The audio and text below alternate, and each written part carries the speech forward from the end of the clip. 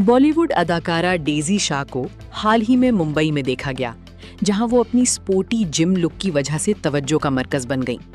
Daisy Shah एक workout session के बाद सामने आईं और उन्होंने आरामदेह एथलीजर लिबास पहन रखा था, जो सादा मगर स्टाइलिश था। उनका ये अंदाज उनके फिटनेस पर फोकस और एक एक्टिव लाइफस्टाइल की अक्कासी करता है।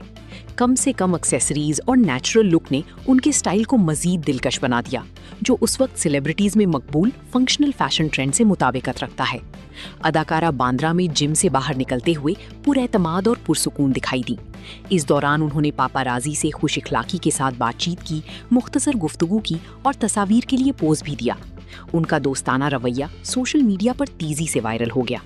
डेज़ी शाह अपनी बाकायदा फिटनेस रूटीन के लिए जानी जाती हैं और अक्सर अपनी मदाहों के साथ वर्जिश और सेहतमंद तर्ज ज़िंदगी से मुतालिक झलकियां शेयर करती रहती हैं, जिससे वो लोगों को सेहत को तरजीह देने की तरगीब देती हैं।